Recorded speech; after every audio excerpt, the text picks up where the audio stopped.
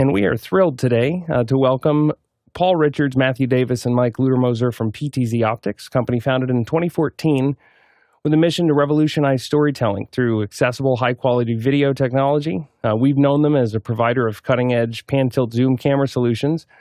Right now, they're pushing camera control solutions forward with PTZOptics Hive, which not only won the 2024 NAB Product of the Year, but they're coming to us today to talk about it. So Paul, Matt, Mike, welcome to Office Hours. Hi, ZJ. Thank you so much for having us today. Matt and I had a blast watching all your content at NAB and seeing you all put that together. Just congratulations, everybody. That was a really awesome production. Well, thank you very much for that. Appreciate it. And I found out this morning, now we're a global production around here, but while I was doing my prep for the show and reading up on you guys, I did not know that we're neighbors because I'm in Downingtown. You're in Downingtown. Wow, that's where we are. So we're in the Philly suburbs here, and I literally got my coffee this morning at a Wawa on Boot Road, which is like 2 doors down from their office. Like, who knew? Oh my gosh! So it's pretty cool to be seeing you guys. But why don't we, before we dive into the Hive, why don't you tell us a little bit about PTZOptics? How did you all get started, and kind of how did you get to where we are today? Yeah, so we're celebrating 10 years in business with PTZOptics this year. And Matt and I worked at an audiovisual integration company called Haverford Systems here in Downingtown. And together, 10 years ago, we both realized that there was really nothing in between Sony and Panasonic and a webcam. I mean, it was really a different landscape than it is now. And we really decided to do, more IP connectivity and IP video. And I'll let Matt Matt really, from an engineering perspective, headed that all up. So I'll let Matt kind of explain. But that was sort of, our roots come from professional audiovisual integration. Yeah. So I'll just kind of pick up where Paul left off there. I'm Matthew Davis. Really, I had a larger background in network security video, network security, and things like that. So I'd been playing with a lot of IP video coming into this, and just strongly felt like it was going to be the future direction we should be headed. That being said, we obviously felt the need to include, SDI and HDMI ports and all the standard stuff. But I had a very, very strong belief when we started this that IP was going to be kind of the future direction that we needed to head. Mainly because there's so many magical things you can do with that signal once it's digitized and flying all over the place. So we've just kind of continued down the same path of stepping back to make sure that the steps we're taking to improve the cameras, the products, the services, they're in line with what our actual end users are seeking. We don't claim to be experts in this field. We're experts because our end users, our partners all help make us experts in this field. Yeah, and it's interesting, the ethos of what you're doing now with remote control and IP video solutions and enabling global and cloud productions really speaks to the fact that you're not in a New York, you're not in an LA, you're just outside of Philadelphia, and someone driving through might think, oh, this is a sleepy little town, but you have a serious company here that's doing amazing cutting edge things in this space. I mean, I think something like 50 countries that you're shipping into now. It's pretty incredible. Yeah, I think we really lucked out with the team that we slowly built out. I can't say good enough things about every person we've hired along the way that has just contributed to this, whether they were originally maybe a plumber or a woodworker or who knows where they came from. They've all added insights that just we never could have come up with on our own. So yeah, I really have to thank the team for, keeping us in line and heading that direction. And so now I see that you have a shot of your studio that we're looking at here, and I believe Mike's in the back being your TD to control that. We could dive right in because, like I said, 2024 NAB Product of the Year, we're all just on the edge of our seats wanting to learn more about Hive. So take it away. Cool. Well, one of the first things I want to do is invite some of you into our studio to control the cameras. This is a working platform. It's currently in beta, but literally we can get you guys in here. You can control our cameras. It is a very solid platform that we're about to show you here. And I'm happy to jump into it. But one of the first things I always like to do is say, raise your hand if you want to be invited in to our studio to control them. Come on in. Guy, I would love to have you. Guy was remote controlling our PTZs from Seattle while we were in Vegas for NAB. And so if there were anyone to test remote control of a PTZ, Guy is a pro. Good. Well, I'll show you really quickly. One of my favorite things about this platform is the share button. And I remember when we were sitting around and we were like, we need a share button. We have to have, this is a remote production software. So there's a share button. Okay. This is my favorite part of the whole darn thing. And we can go right in here. You type in someone's email address. You decide whether they're a viewer, a producer, or an admin. Now, I went ahead and made Josh Kaufman an admin so that offline he can type in people's email addresses and invite you all in, so that I don't have to share people's email addresses on the live stream. But one thing that's interesting is you can also create like a viewer-only link and just chat that out to your live stream. So if you want your audience to just be able to view all the cameras behind the scenes but not control them, you can do so. I could, and we could try this maybe towards the end. I could actually copy a link and share a producer link with everyone in the chat, and then everyone would be able to come in and control the cameras.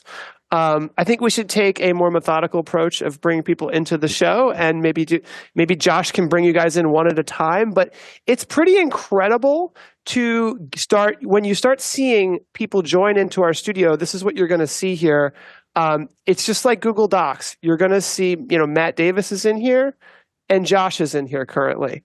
I'd love to get Guy in here and a few others, and each new person in the remote production studio will show up here, and that's how we'll know that they're in the studio. So I'll let you guys go ahead. Paul, one thing there. I think you missed something that I think's really nice about the sharing, the expirations. Oh, yes. Yeah, that's a good point. So if you're working with remote producers, and I'm going to do this for Josh, because Josh, I love you, but I'm only going to let you be the admin of my studio until the end of today. So essentially, the end of today, let's call that 5 p.m. on a Friday. After this time, Josh will no longer have access to my studio. So if you're hiring remote PTZ camera operators, or you're hiring remote people to work on your productions, and you don't want them to have access to your studio forever, they become a guest. They're not a permanent user.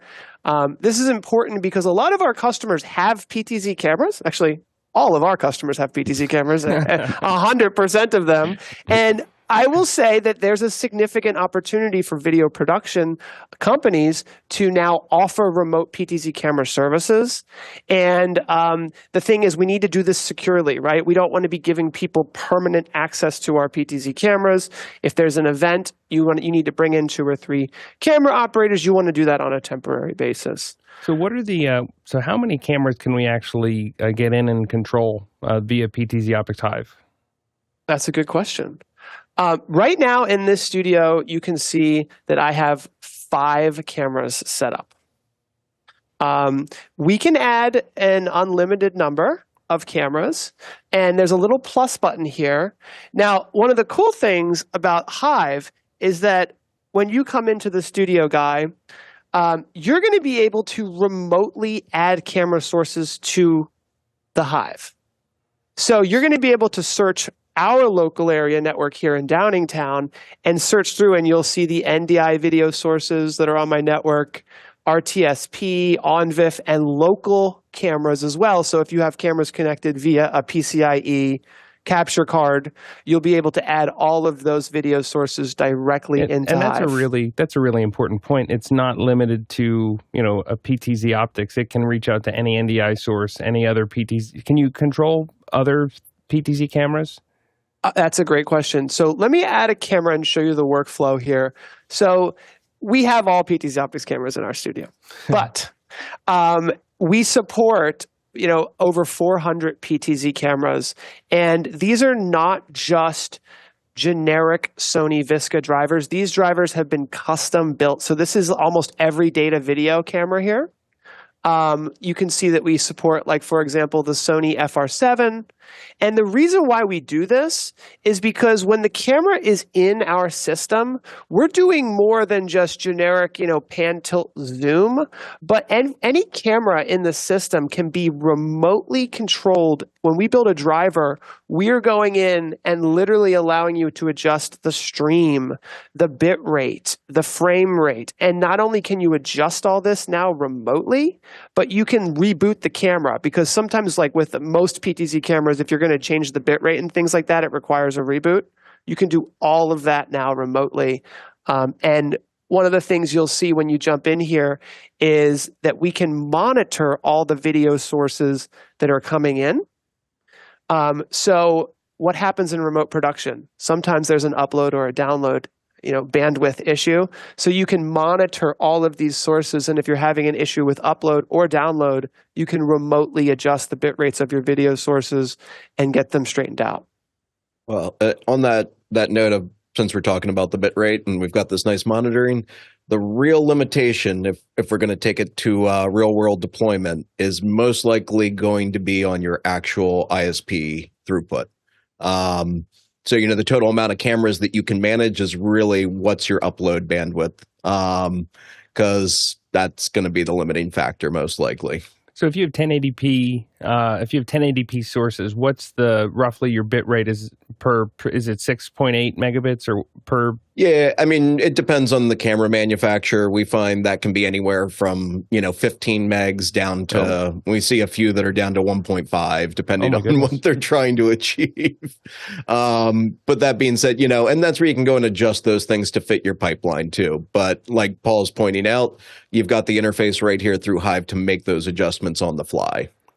The other thing that I wanted to ask about is can you just give us a demonstration of you have your click to center with your fast switch, but you also have that cinema mode, and I'd love to see how you can kind of tweak the ease in, ease out, and how that works, because I thought whenever we talk about remote production, especially remote control of a PTZ, you almost have to build that latency into your intuition so that you can make if you had to move on air, that there could be a smooth camera move. You're taking some of that needing to some of that learning curve out of it, I think, with this cinema mode, but I'd love to see it. Yeah, so right out of the gate, you're going to have a click to center experience where you can click where you want the camera to go and it's going to move there. What we do with our tools is we provide like the easiest kind of entry-level controls, and then we provide cinema versions of those controls for the more advanced users who are using this on camera. So Cine Center, for example, is going to be a much slower pan, tilt, and zoom. So as someone's walking across stage, you can continue to click and follow them. And we do the same thing for what we call fast frame. So fast frame is a technology where you can actually zoom in using the wheel of your mouse here. Let me turn these frames off. And you can click where you want the camera to move, and it will actually zoom in exactly right there. So it's almost like you've got your PTZ presets without having to set them. And so that is available with fast frame, meaning get the camera to this framing as fast as possible. It's also available in Cine Frame, which will give you a more cinematic. Now, if we do that same thing in a more cinematic movement, you're going to see the pan, tilt, and zoom move a little slower and be synchronized together. That's great. The other question that I wanted to run by you is when you're using the PTZOptics Hive, it's not only just for camera control. You can also, if I'm not mistaken, configure your ISO records, your streaming, things like that. Yes, that is our goal. So, and by the way, it's great to see all of you in here. I see we've got quite a few of you in. Feel free to control the cameras. I'm hoping that we're going to get a lot of people in here. And we're going to see what happens. How many concurrent operators do you support? Well, that's a good question, and I will show that with. the studio. So we're going to be offering 2 plans. Okay. So plan 1, the first plan is 100% free. So every single customer for PTZ Optics or any camera brand can use it for free with 1 camera. So it's always free for 1 camera, and we include 5 hours of cloud control. Now, with a paid plan is $25 a month, you can have up to 3 cameras and 25 hours of cloud control. And then for $99 a month, you can have unlimited sources and 100 hours of cloud control. And then all of our annual plans are available via our channel partners. And so our channel partners are, I'm hoping, really excited about starting to get recurring revenue through their businesses. And I think this is going to be a really interesting thing for video producers to add to their arsenal, not just as a tool, but also as a business model. If you're a partner for PTZ Optics. But you can see here that it does depend on the plan that you have selected. Yep, that's awesome. Courtney's on the panel here. He had a question that you want to throw in for you folks. Yeah, I had an interesting observation there. If you've got a multi-camera setup where you have control over all the cameras and you have your click to center, is there in the Hive software, does it relate to the position of those cameras back to the region of interest that you clicked on? In other words, could you just take one camera and say, follow this object or focus on this subject, and it would relate the relative coordinates of that object to the other cameras? So I see what you're saying. You can have all the cameras follow someone that's on the stage or compose themselves for your region, your area of interest. I see what you're saying. Currently, you can be in a multi-view scenario and jump around and easily click to center with them all. We do not have, and auto tracking is something that our team is actually currently rebuilding. You could set up the cameras to all auto track a human today, but I don't think, Matt, that we've discussed any anything like that. That does something like facial recognition and then just tracks that. Yeah. But yeah, Courtney, to your point, it is something that we have been working on, not necessarily directly related to Hive, but more specific to the actual cameras themselves and being able to manage that directly from the cameras. So nothing planned as far as an ETA yet, but I can tell you it is something we are actively working on. Yeah, that point where they could communicate with each other and know, you'd put a target out in the set first and have them all select that target, and then they could develop the math to do a relational math between the different camera positions, and then they could coordinate. Yeah. So really, what you select on one could be relayed to the others and offset. Yeah. So our first step was getting the beta release of 3D out on the cameras, and that's what's enabling us to make that magic happen moving forward. So I think Guy and Alexander are in there. How are you finding the interface? I'm not sure who's on what camera. It's very, very slick interface. Very easy to use. I'm just seeing the video sources. I'm not seeing any control. I don't know if I've been granted the correct permissions or not. Oh, interesting. I wonder what permissions you have here. You should have producer access, actually. Maybe try refreshing your browser. Maybe you were a viewer. When roles change, you have to refresh your browser. And so I don't know if that's part of the reason. One of the things I wanted to share is that I am currently in local mode. Okay, so right now, I am not using the cloud personally. All the cameras are being sent to the cloud for everyone else. But I am currently do not need to use the cloud because I'm on this local area network. So from a workflow perspective, I just have a couple of workflows I wanted to show. And just to kind of set the stage here, we can put Hive directly on a PTZ Optics camera. So you can take a PTZ Optics camera, connect it to your Hive studio, ship it anywhere in the world. As soon as it's plugged into the internet, you will have remote camera control of it. Oh, wow.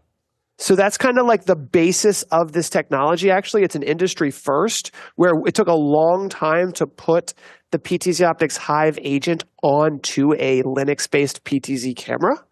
But that's one of the huge unlocks for remote production, is just to be able to ship these things out into the world and then immediately have them connect for remote production and control. But if we take it a step further, there's a lot of cameras that are older.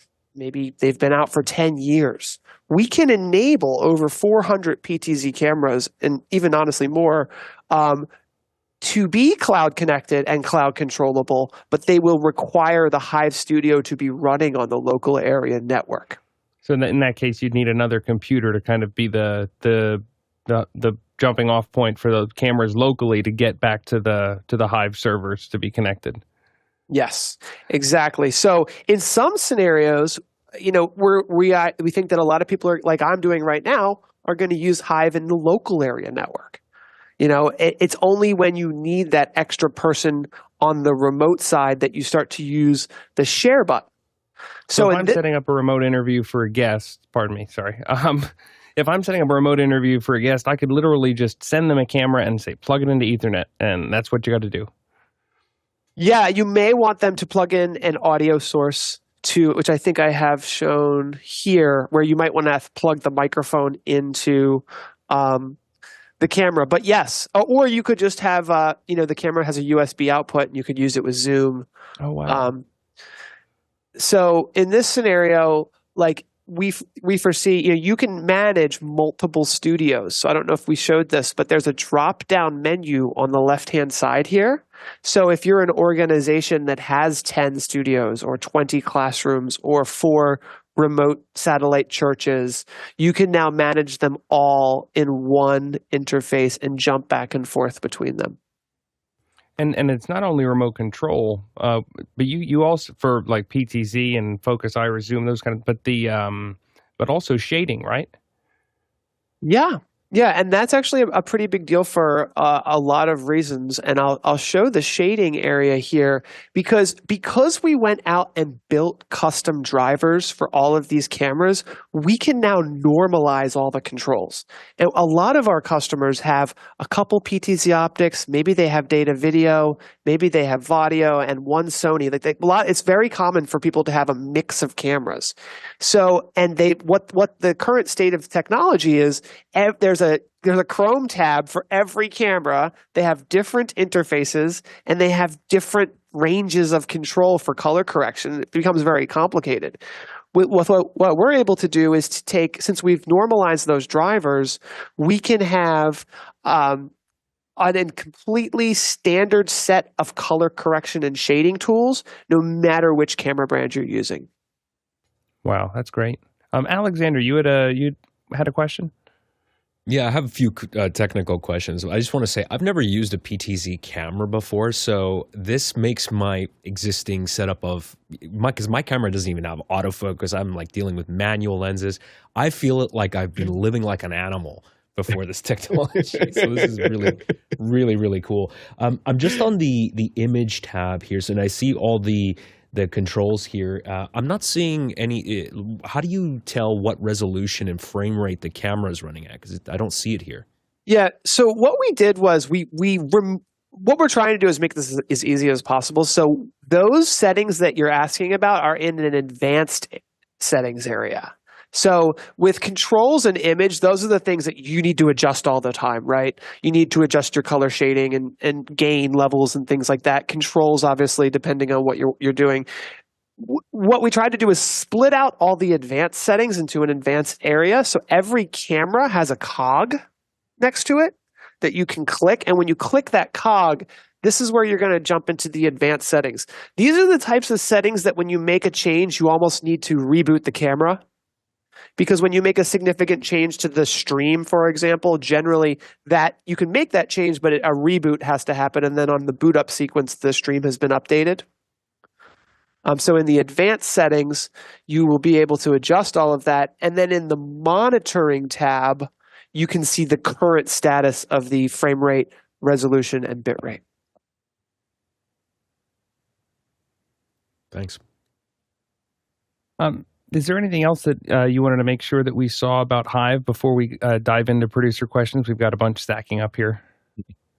I'm happy to go right into the questions because there's a lot we can do here. Maybe at some point I can show you guys our Xbox controller. Anyone who has a USB Xbox controller and who's just plug it into your computer, it's going to work with no configuration. There's a lot we could dig into, so I think the questions are probably the most important. Sure, and then if someone is particularly interested in the Xbox controller integration, which there's a great video on your YouTube channel about it, I recommend it. But you could throw a question about that as well. But before we get to that, Courtney, you had one more thing to throw in? Yeah, I was just going to ask them to really define Hive. Is it this piece of control software? Is it a communications protocol, a proprietary communications protocol that you guys have developed for controlling PTZs? What is Hive specifically? Yeah, so it really is a remote production software that can run on a computer locally. It's available on Mac and PC, but it can also immediately bridge to the cloud. So while it is a piece of software that can run on your computer and you can use it locally, we're working on a peer-to-peer mode as well, just to help enterprise companies, conserve on bandwidth. But you can use it on your local area network. You can use it remotely via the cloud. And then the proprietary part is, of course, the what we call Hive linked cameras technology, where what we've built it directly into a PTZOptics camera. We consider that Hive linked, and we are trying to grow the number of Hive linked cameras. But the software itself is designed to be universally used with as many PTZ and static cameras, video sources as possible. It'll work with any NDI source, any security camera via OnVIF, any RTSP camera. So it's really a remote production software solution that can be run locally or in the cloud. And Hive Link is the translation layer that loads into the individual cameras that allows you to take your common protocol and translate it to whatever control protocol that particular camera brand then utilizes. Yeah. But also streaming, right? So if you're doing RTMP streaming or NDI outputs into OBS or V-Mix, things like that, is that also considered part of Hive? It is, and I'll just show this really quickly. There's a couple workflows that are interesting. It also is a management solution from the sense that you can monitor all of the sources that are connected to it, and you can manage multiple studios. So it is like almost an enterprise level management and monitoring solution as well. But if you look at a couple of these workflows, this might be helpful. In a lot of scenarios, we think in the first launch of this, people are still going to want to use V-Mix. They're still going to want to use OBS, right? And so it sits alongside and provides a really superior way to do PTZ camera control and allow others to jump in and be remote camera operators. But the other thing that it allows you to do is have these distributed teams where you can bring a producer in, you can bring a camera operator in, you can bring an audio mixer in, even if the studio itself is remote. And then what we think will also be equally important for a lot of people is the full remote production. So Hive can output NDI on the far end. So it's a bit like an easy-to-use NDI bridge. So you can have V-Mix on the far end or OBS on the far end and use it as a video production system. Now, we are building basic video switching into Hive. So basic video switching will be there. It's not going to be a V-Mix, right? V-Mix was built over at least 15 years of hard work, and so that doesn't happen overnight. But those are the workflows that we're thinking about and seeing currently. That's great. Alexander, let's jump into the producer questions. We've got a bunch. All right, first question comes from Tommy Shanson, St. Paul, Minnesota. Will Hive support legacy PTZs or other brands, i.e. Panasonic, or just the new PTZOptics cameras? I think we covered this a little bit, but go ahead, Matt. Yeah, the only differentiator here is that the brand new cameras that we have launched will be the only ones currently getting the Hive agent on board. Otherwise, if you have our old G2, G1 cameras, you should be able to join them to Hive using the downloadable agent for your Mac or Windows PC. And yeah, it will support Panasonic and a number of other cameras. Next question. Henry Ramos in Yonkers, New York asks, can you save specific show files so you can recall presets and optics settings for regular programs? Ooh, that's interesting. I'll show you what we can do, but there's no show profile. And I knew to write down a lot of this feedback because you guys were that's a really good idea. Currently, what you can do is per camera, you can set presets. Okay, so you've got PTZ presets at the bottom. And then we also allow you to do image presets. So you can have presets of your image settings, so your specific color shading profiles. So that if you have one for the morning and one for daylight and one for nighttime, candlelight, what have you, you can save all of those uniquely and you can save all of your presets uniquely. But what we don't have an entire show profile, but that's probably not the hardest thing for us to add, Matt. No, I think it makes perfect logical sense. Yeah, it'll probably come shortly after the beta launch and stuff like that. That would even be your realistic. Office hours R&D friends are here. Alexander? As a workaround, I suppose, I mean, would it make sense if you're shooting in the same studio, but let's say, so you got a controlled lighting environment, maybe you have a studio with a couple of different sets, would a workaround be to create those separate camera profiles for, let's say you have 3 different podcasts that you're shooting with different shots? I suppose you could create different presets, right, to just recall those and have those as a workaround. Would that work? That's a good point. And there's actually a feature in Hive that is called a preset group. So in the bottom here, I'll try to get a better view of this for you guys. But in the bottom, we support preset groups. And what these allow you to do is to have groups of presets. So essentially down here, I can have, group 1 and group 2 can be podcast 2. And what they do is they allow you to kind of organize your presets. So you can have, your presets for, podcast 1 and your presets for podcast 2. Next question. Next question is from Jeff Keithley in Texas. Is there a secure VPN being used at all from the cloud to the site where the cameras are? So Hive itself is using industry standard encryption on all of these signals already. You should not go about adding extra layers of encryption on top of this unless, you're under some contract requiring such things. But this is meeting most of the industry standards that you'd find out there that would be required anyway. So no, the content is incredibly secure as it travels between location and the cloud. Yeah, we're going to be releasing some security information, all the security features that we have, including 2FA for every user to have two-factor authentication. Matt has a whole doc of security things we can go over, but it's very secure. Next question. Rion Smith in Trinidad, West Indies asks, ESP with lower cost streaming rigs in mind, will there be any updates to the PTZ Control App to give the XBox Joystick plugin have more on-controller features and switchability? Maybe companion button control modifiers to do this or API access? Long-term goal, because it will have substantially more value to the industry, is API access. And you're integrating with Stream Deck now as well, correct? For the cameras, yes. And we will have a Hive plugin.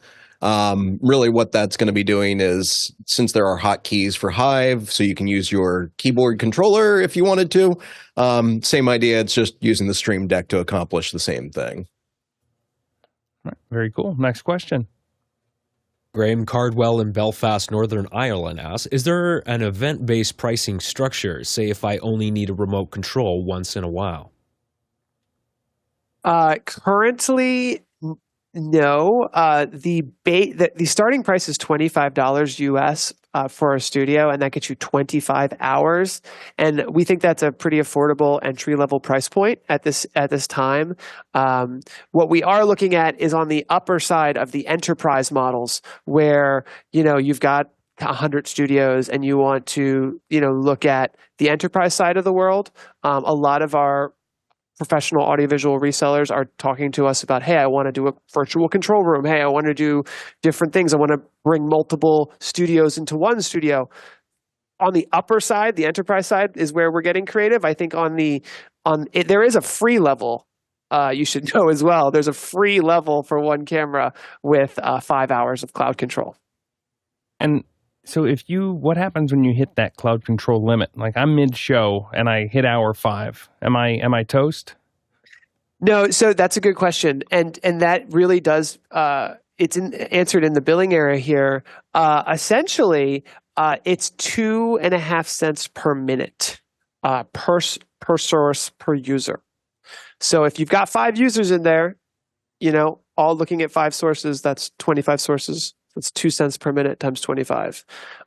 So, cloud usage is something that we do need to think about as we're doing this. So in your dashboard, you're going to see a cloud usage thing here that's going to tell you how many minutes you've used already and how many minutes you have left in your included plan.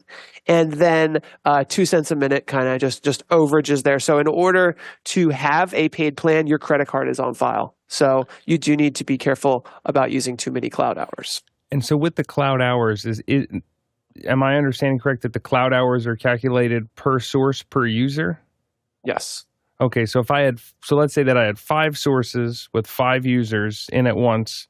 I'm looking at pretty much $40 an hour, $37.50 an hour as an overage. If I did 2.5 cents times 5 users times 5 sources. You're good at math. I'm a math guy. That's okay.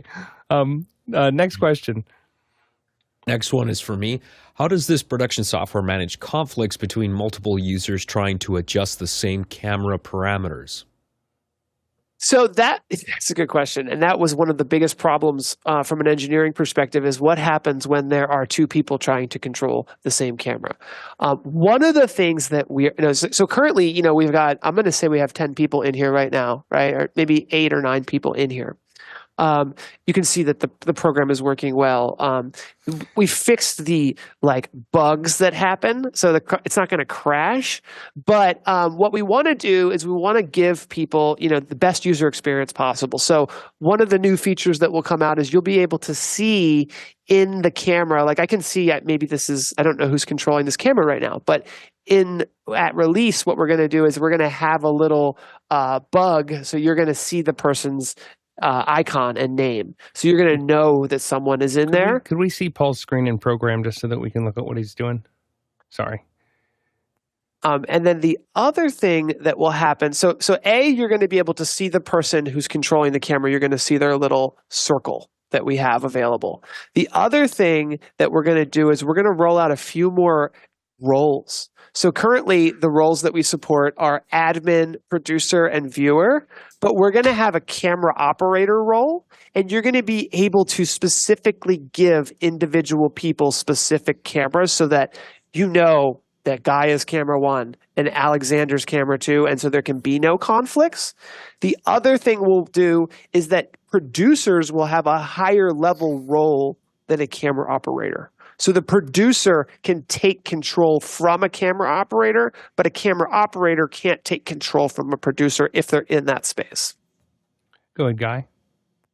Yeah, and it's just in the real world when you're doing this with a group of people, you want to just be on comms and you just want to announce. So you'd have a director calling that shot, and then they would say, "Hey, camera operator 2, take zoom in on the guitarist," and then you would make that move. But it's announced, and that way you don't have the confusion as to who's trying to grab all the controls at the same time and make a mistake.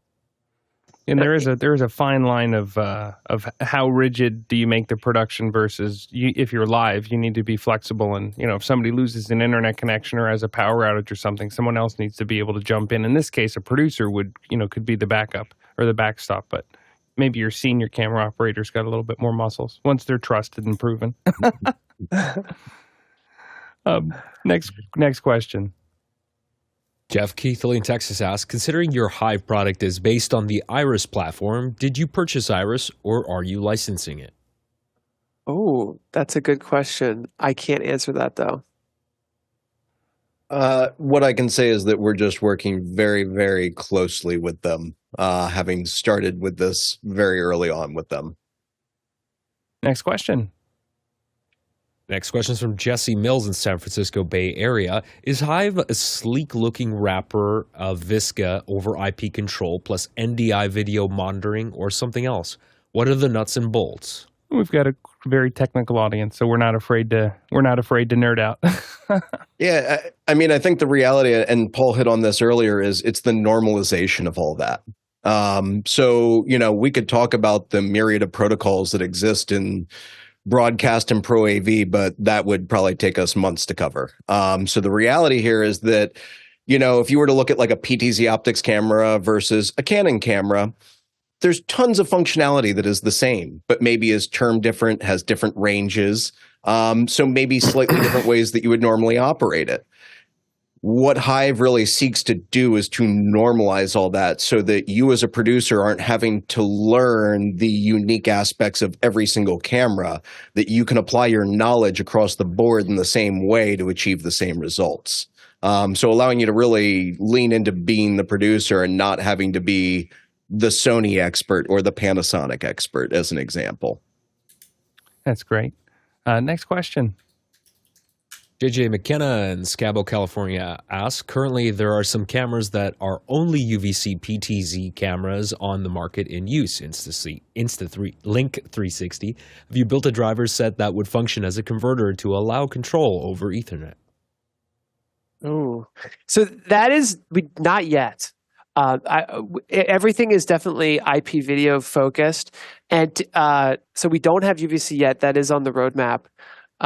To answer the question about the NDI and the backbone of all of this, we talked about bringing in NDI sources. We can bring in USB sources. We can bring in RTSP and OnVIF.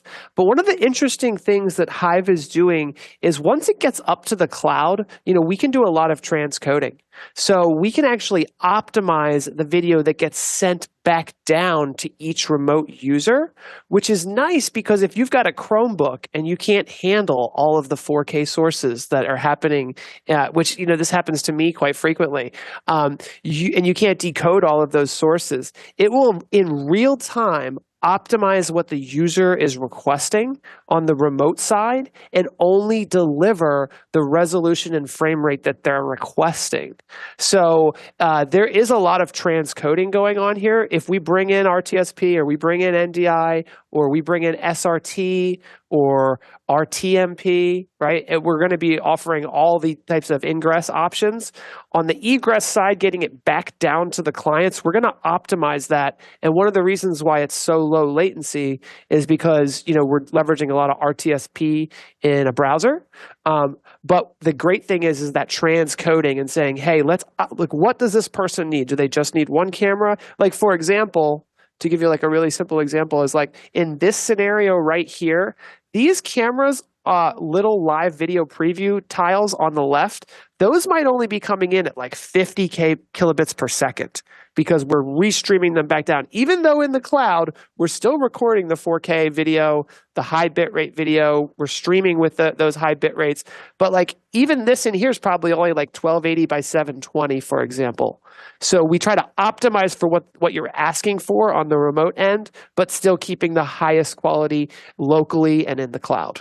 And speaking of latency, let's go to the next question. Next question is from Graham Cardwell in Belfast, Northern Ireland. If you're mixing remotely, how do you get your audio and what is the latency like? Oh, that's a good question. Yesterday we were actually live streaming a band here and we were using PreSonus Studio Live 3 and their new Metro audio mixing solution for remote audio mixing. So PreSonus is doing amazing things with audio mixing.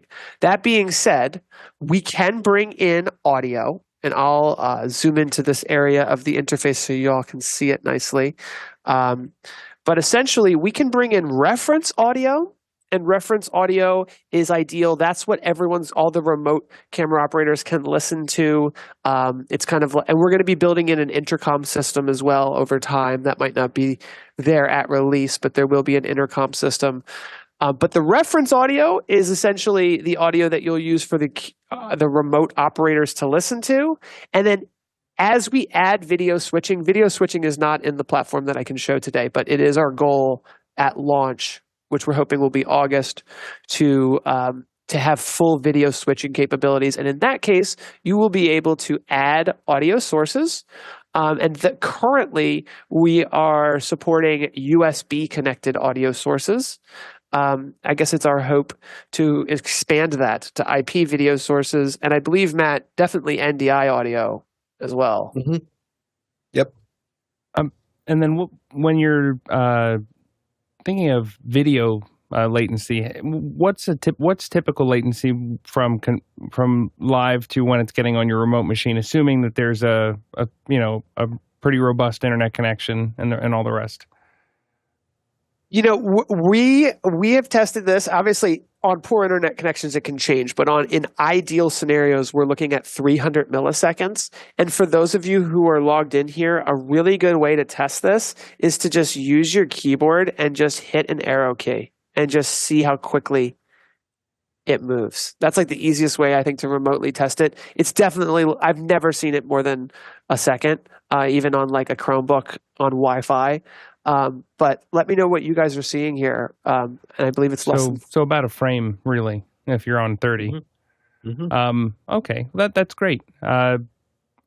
When we say ideal circumstances for an internet connection, what is the speed that you're recommending for, let's say, a 4-camera shoot? Because you mentioned that cameras can sometimes pull 15 megabits up to the cloud, but you're not delivering all of that full pipe down to the controller. So what would you say is your minimum requirement for an internet connection?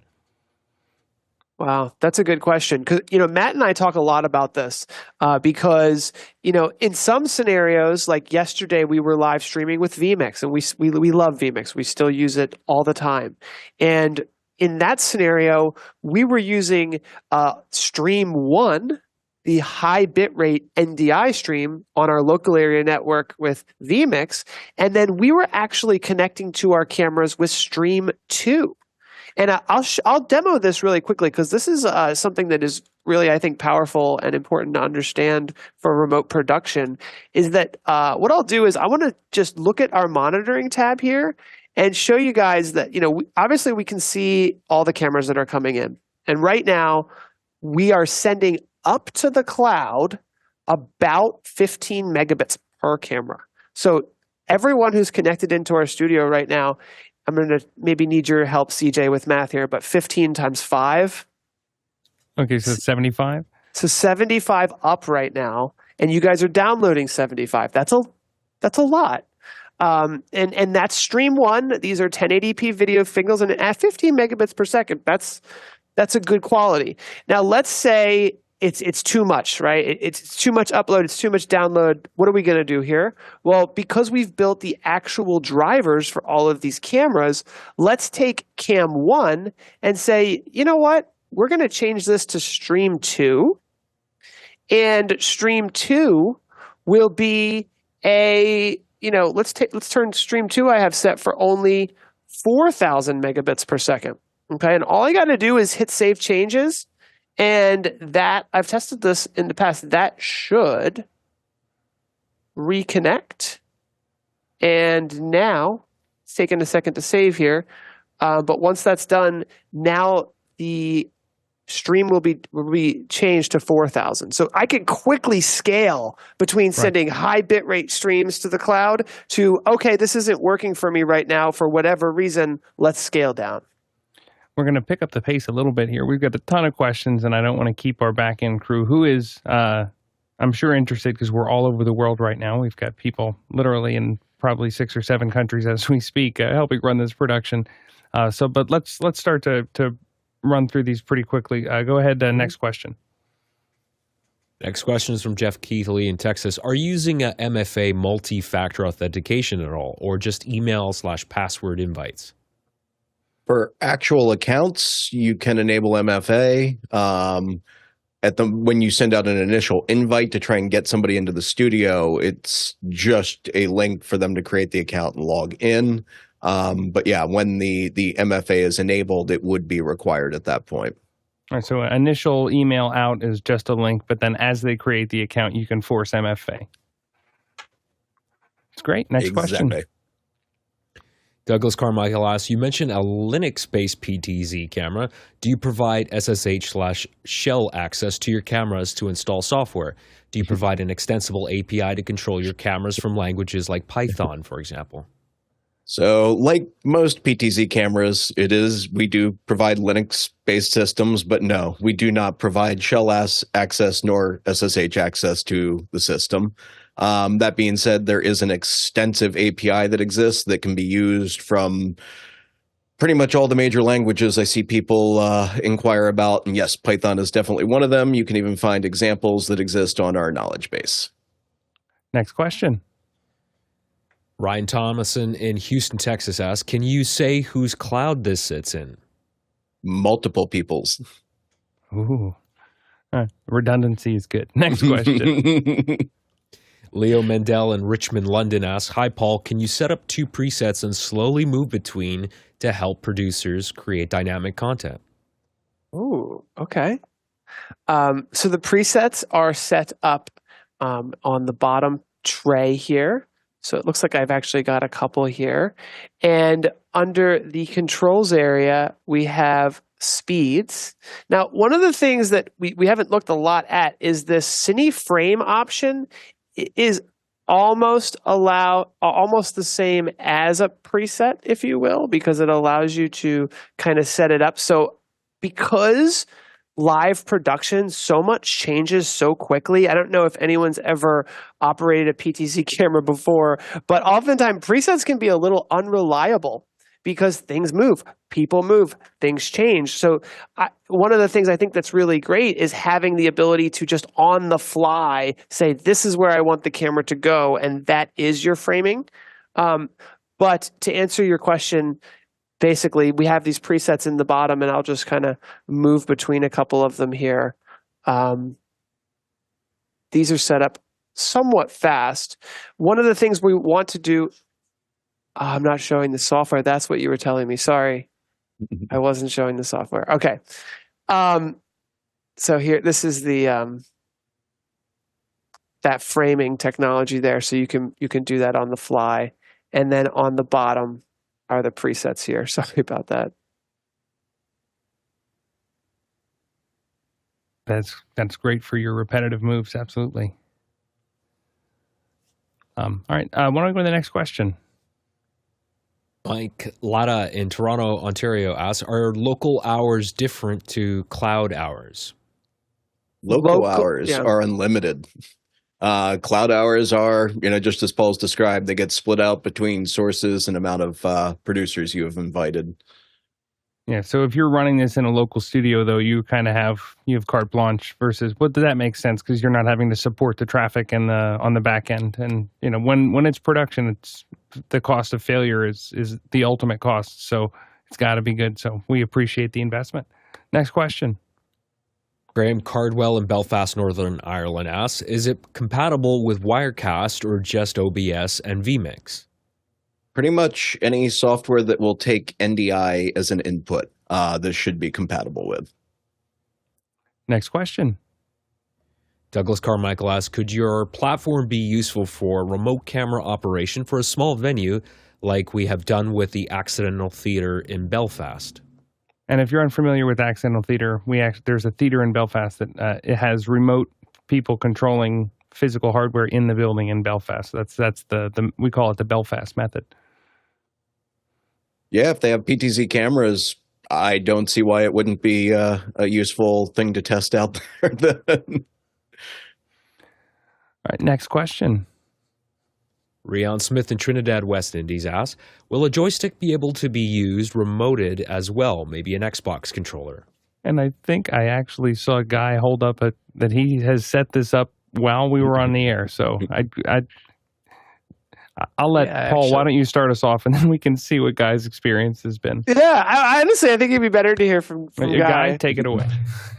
Yeah, it's still a little twitchy, but I do have my Xbox controller. I ran over and grabbed one, and I was controlling one of the cameras. But it is a very fine move. Like I don't know if that's an adjustment that I need to make somewhere. But as I was barely moving it, it was pretty aggressive. So, but it's fun to play with. It's fun to see it work. It was plug and play. I just plugged it in and clicked on that camera, and I was able to take over control. So, pretty slick. And then which one is it to zoom out and zoom in? Do you know it off the top of your head? So the joystick that is on the bottom right, up and down, will be in and out of zoom. Okay. Let's see which one I got. And then I think I read that that the buttons in the upper right of the controller are kind of on-offs for doing up left and right, up and down, just pan and tilt. Kind of like start, stop, so you don't actually have to hit the joystick. And are you able to ease in and out of those motions when you have that state on, state off kind of control? That is something we are planning to add. Currently, we're in beta, and the ease in and ease out has not been implemented. One of the things you can do with the joystick, the Xbox controller, that I found really interesting is that we can go in and out of the basically full screen mode, looking at a single camera, or we can go to we can toggle through all of the different cameras.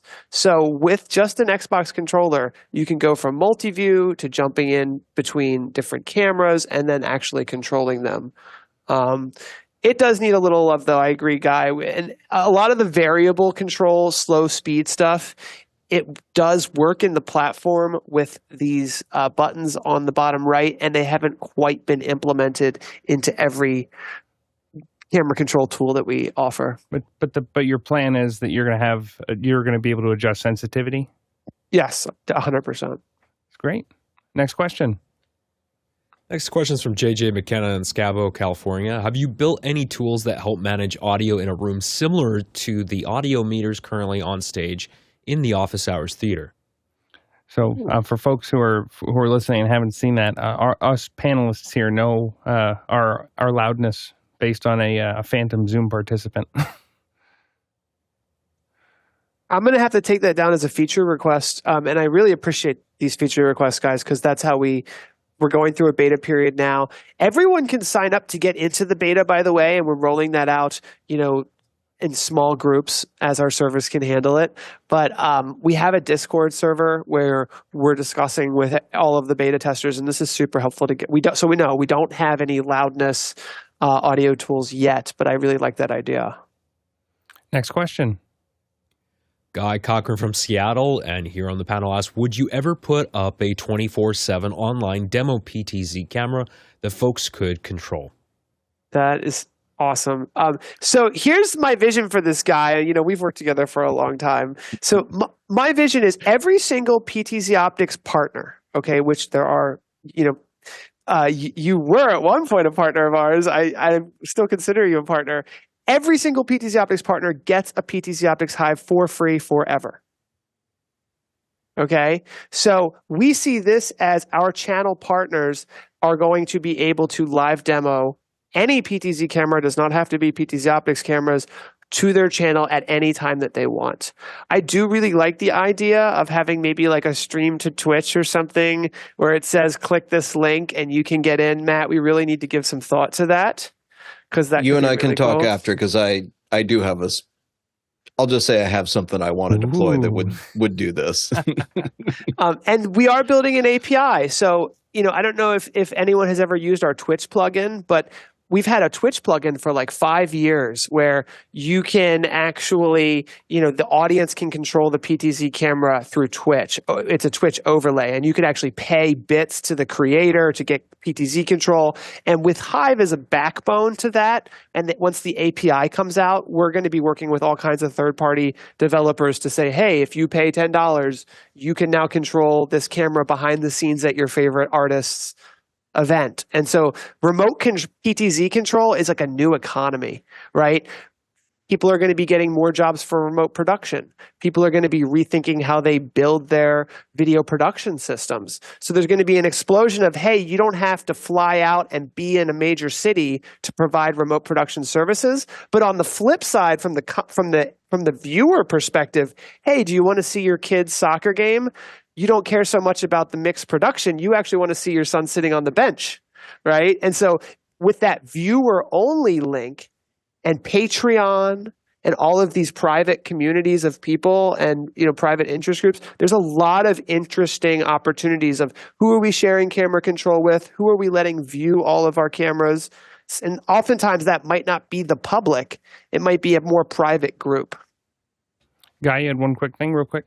Yeah, I'd love to see like a wide view, so like a bird's eye view of the set. So maybe there's 2 feet so that I know where I am in the space. So if I am a remote operator, I'd be able to see like a venue of the whole stage. And then if I'm told to punch into the stage left or something, I know where I'm going. So because a lot of times you're tied in, you don't see where you're at. So, and then the other thing, the 24/7 question was, because I was doing this with our little group in after hours, and I was letting people control a PTZOptics camera and a Lumens camera and a Panasonic camera. So I was trying to make it so that you could pick which one you wanted to look at. Here's a $500 camera, here's a $2,000 camera, but 24/7.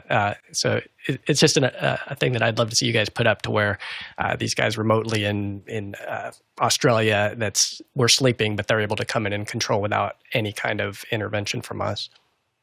I love that idea so much, and I've been wanting that for like 10 years, and we built a Twitch plugin to do it. But I think now is the time for not just us, but my hope is that all of our channel partners who will be getting free Hive accounts. We're a very channel partner focused company, so there's a MAP policy on all the products. There's a incentive for our channel partners to actually have better pricing than what we're offering on our website and in the app for annual subscriptions, and we're giving free licenses, annual subscriptions to our channel partners. So it's my hope that all of our partners are going to be able to do those types of demos in ways that they were never able to before. Guys, thank you so much for taking the time to be with us this morning. This was a really, really incredible demo, and you can tell we had more questions than we could even get to. So we'd love to have you back to talk more about it. Maybe once either once the beta is released or once we're fully out, we'd love to see kind of what the finished product is. But we really appreciate you giving us a little peek behind the curtain at these exciting things that are going on. Truly incredible stuff. I wanted to put out a couple thank yous. Thank you to our panel for being here and helping ask the questions, and even being camera operators today from all over the world, and just happens to be controlling my neighbor's cameras, apparently, just down the road. Also, thank you to our producers for asking such great questions. We appreciate your interest and keeping us on our toes for the first hour, but also for the second hours. Just such an incredible, I want to call it a myriad. There's a myriad of life experience. There are myriad life experience that comes together every day, not only on the panel, but also from our viewers. And I leave every single day feeling enriched because of the great community that we have here. And speaking of the great community, thank you to our back-end crew who wakes up early, stays up late, 7 days a week. There's a small village that lights up every single day to make sure that we look and sound good here on the air. And we truly could not do it without you, and we appreciate you every single day.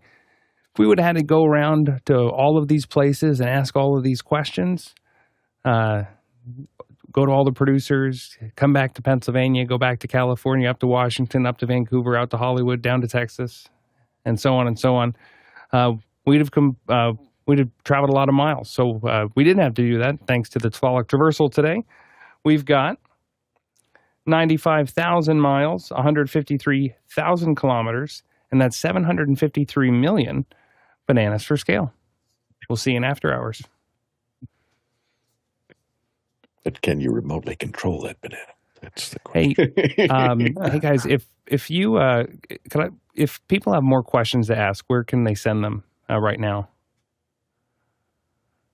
That's a good question. I'm okay with taking them because if we send them to normally we send everything to partners@ptzoptics.com, but they I think that it might have to go to me and Matt. So it'd be like Paul at PTZOptics.com, and Matt and I can take Okay, them. well, so if it's all right with you, we'll throw in our Discord the email addresses. So if folks have more questions, they can reach out. Seriously, awesome job today. It's amazing. Thank you. Thank you for having us on here and being able to talk about it. We're excited, but it's one of those things, you live in a world and you hear a little bit of excitement from other people, but it is so nice to see a large group, just the questions show the level of excitement. Sure. You guys will be at InfoComm? Yes, we will be. I will see you there then. Awesome. In person. Paul, I can do 1 o'clock if you'd like. 1